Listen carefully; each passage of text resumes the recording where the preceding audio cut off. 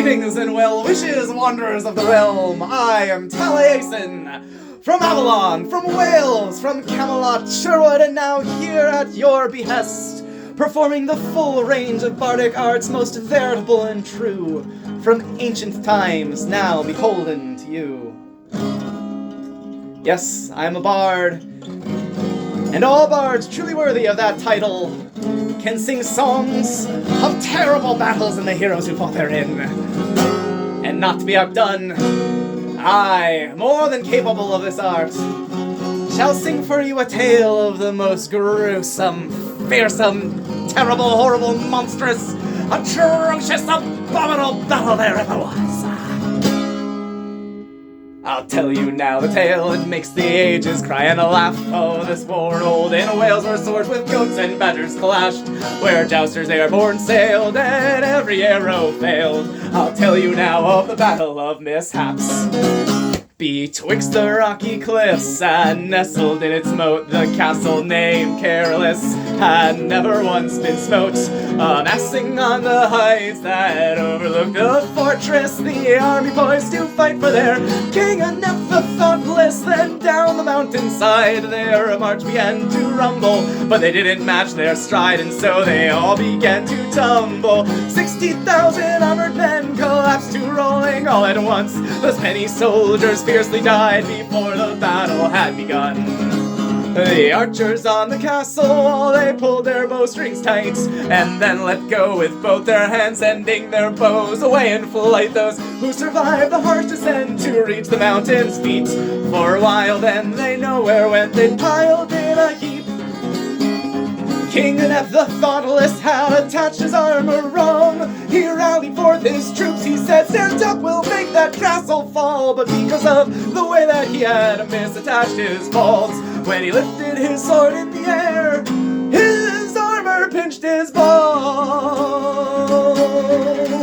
Then at that moment rode the army's bravest heroes three. They sought to gain more glory by proving their chivalry. They rode before the army reached the castle to lay siege. Their names Sir Graceless, Sir Bumbling, and Sir Clumsy.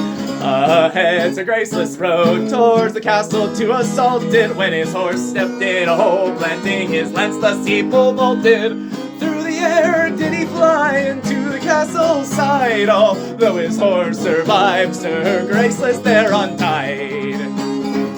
Somehow already lost, Sir Bumbling came after when he stepped into that very same hole, where his leg was ripped off by a very angry badger who joined the fight as every soldier's foe.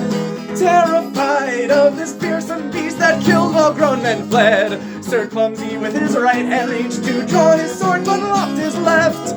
Having thus cut off his hand, Sir Clumsy was alarmed, so tried to sheath his sword again and stabbed it through his arm. A wild hawk above, and mistaking to be a bird, the feather that Sir Clumsy wore atop his hat. Like feathered lightning, the hawk came down, outstretching talons curved, and straight for Sir Clumsy's face attacked. King Inept the Thoughtless rolled upon the ground in pain. He gave the order to his men to fire the trebuchets, but the catapults were faulty. They hurled rocks in the air, which rained back down on their heads, causing great despair. And the garrison of the castle had forgot to lock the drawbridge, so it was flung open by the slightest gust of wind. And as the army came therein, rushing like a swarm, they tried to stop them with hot oil, but the oil had set too long and was only lukewarm, and thus the game Careless was foiled. They tried to drive the army back by sending out their cavalry, a mass of mighty horsemen to be feared. But as they rode over the oil, which was so slippery, they fell entangled to their saddles, dragged across the battlefields. Thus Cassian and countless bodies filled the boats, when over the horizon there was seen a peaceful shepherd leading forth a giant herd of goats, who startled by the casted stampede. Perhaps you can help me with this part. Meh, meh, meh, meh. dragged by horses filled the fray, and countless by an angry badger were mercilessly slain. Meanwhile, atop the castle's tallest towers, tallest spire, the castle's king watched from a parapet. The sun, magnified by diamonds in his crown, caught his head on fire, and so he fell down screaming to his death. So bumbling on one leg, stumbling, tried to roar that they had won. But he tripped over a goat, and as he fell into the moat, he bit his tongue. King in heaven led his men onto the castle walls, but the castle was built worse than his trebuchets. Thus his victory quite swiftly became his downfall, as the castle collapsed to rubble from their weight. Marking then their king's defeat, the trumpeter signaled retreat, but they forgot the notes and made some up instead. Hearing this, the remaining men charged to the north as the signal said, straight off the cliffs, fell down to their deaths. I was there, the whole war saw how gusts of wind and oily horses, panic goats, meh, and badger's claws defeated two kings' entire forces. I played my harp the whole while through, while breaking strings and out of tune with cracking voice, mispronounced song. Watch through crossed eyes the battle throng. I tell you now of the peak of wars, never since was worse nor worse before, no. Never has there been a clash half as kitty pompous as the Battle of Mishaps.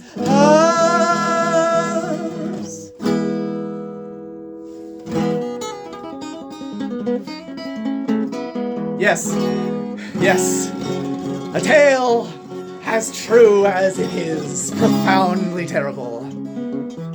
A lesson to be learned for all of the great folly of meaningless war. And the folly of folly itself.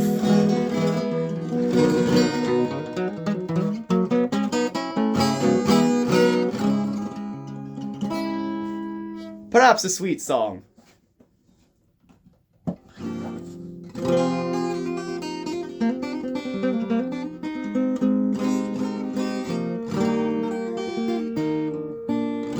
Oh, a request! Oh, no one's ever requested that request in the thousands of years I've been a bard. Alright, if thou must have it, I will sing it for thee, the original version! This has not been the version sung for a time, but history shall not forget as long as I am singing. You request it, you shall have the original version. If I sally forth on the morrow, wouldst thou still rememberest me? For I'm as free as a bard now, with many songs left to sing. If I tarried here with you, lads, things could not stay the same. For I'm as free as a bard now, in the Middle Ages. Of course, for there, an accompaniment of 13 harps, 4 harpsichord, 300 piccolo players, etc., is required, and no human alive can play that merely alone on a single lute. Another? Like that? Another bardcore song. Alright, well, quickly then. A quick one. And back to original songs.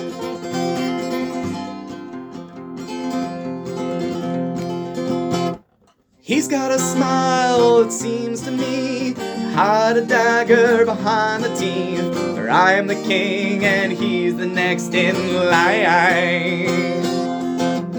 Sometimes when I see his face, I can tell that it just wants to take my place. And if I gave him the chance, he'd probably poison my wine. Oh, regicidal child of mine.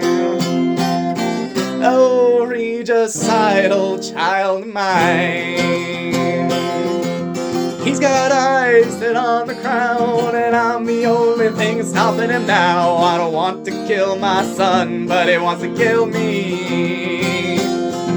The other day, an assassin in my bathroom tried to strike me down. It's not easy being a dad when you're the king. Oh, regicidal child of mine.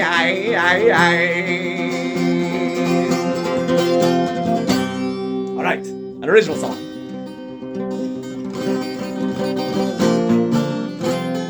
Plenty of bardcore songs, but an original song is best. To demonstrate the bardic arts at this time,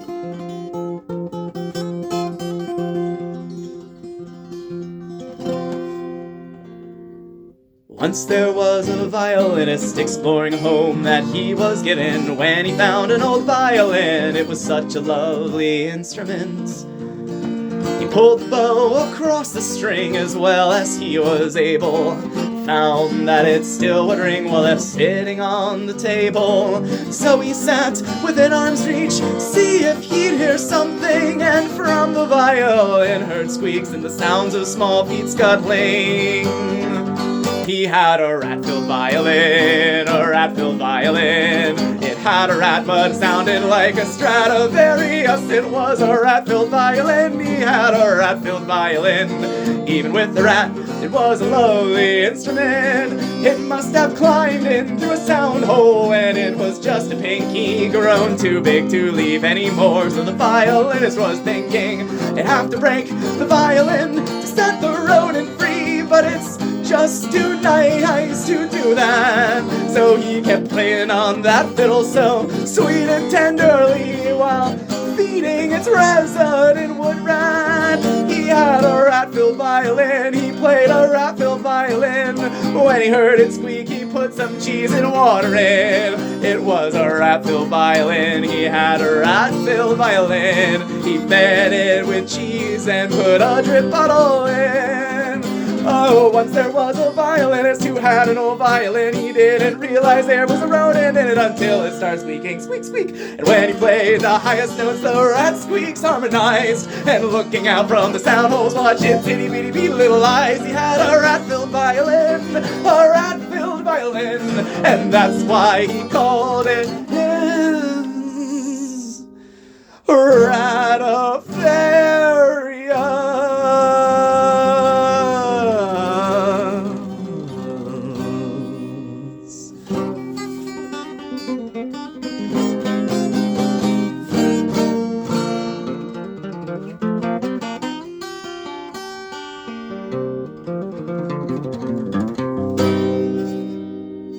Well, perhaps another. Would you prefer to hear a song about a wizard that is a little mixed up? Or a date? It was very mixed up. Blind date? Or a wizard? A backwards wizard? A backwards wizard? Alright. So shall it be. Another true tale. I did experience and write it myself.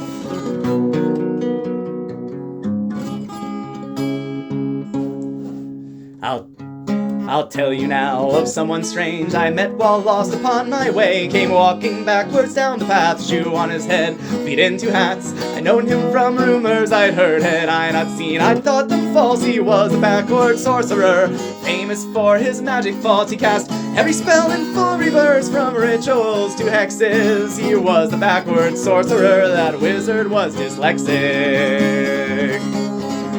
Instead of healing, giving plague, throwing snowballs instead of flames, turning toads into princes, teaching animals to speak English, disenchanting and uncanting, not very charming yet alarming.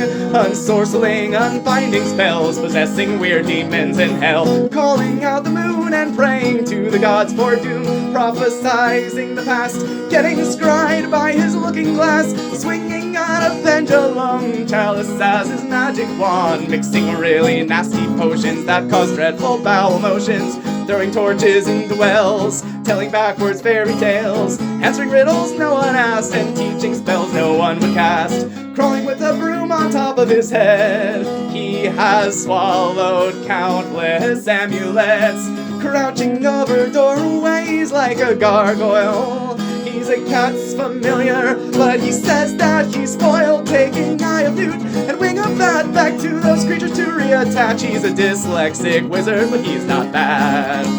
When we met, he said goodbye. He wore a cape around the knees, such a strange sight to the eye, and yet he seemed to be at peace. Said that he was on his way to put a dragon in its egg, but if I rushed, he'd end up late, and so he trod quite a slow pace. He promised then my life to curse, as though I would feel blessed. He was the backwards sorcerer because he was dyslexic. When first I wrote that song, I was very reluctant to sing it. I thought perhaps it would offend the sensibilities, especially of those who are perplexed with such predicament in the having of. And so I asked others if they would like to hear the politically correct version of the politically incorrect version of it.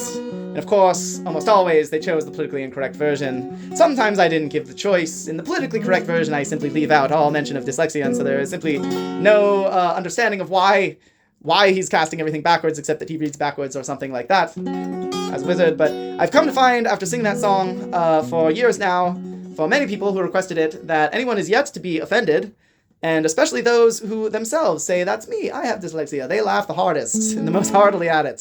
So I feel relatively comfortable singing it for those who request the politically incorrect version, although if I am in the lanes, I do tend to try and abscond them to a place relatively out of the main causeway. Just in case. Try and be mindful. Cover the angles all in any which way when possible, to do no harm.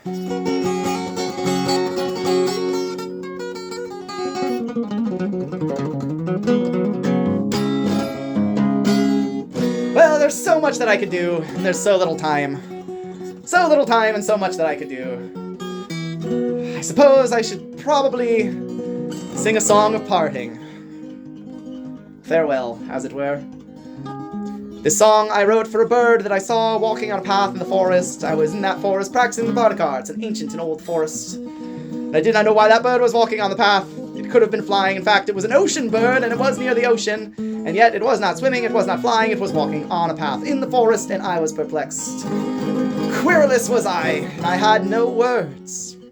None to offer this bird. Nay, dumbfounded was I, stupefied was I, aghast. I could merely look into its birdy beady eyes, try and speak, but I had no words for. It seemed annoyed that I was in its way. I got out of its way and it continued onwards. Glad that I had moved.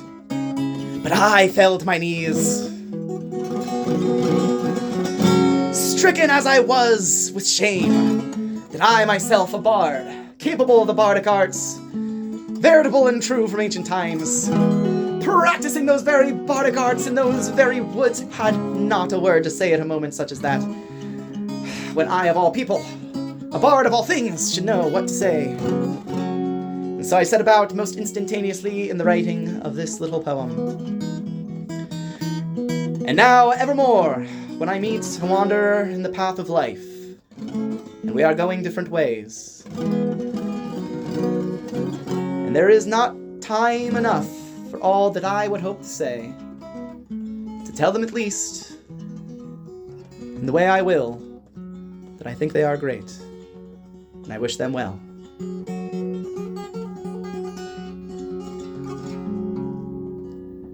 Hello, wanderer, from unknown roads, whose path now passeth mine. May and the steps you've yet to take be sweetened by our time, as surely as your mind and wit is sweetened by soft rhyme. And though our time is short, you have enchanted me.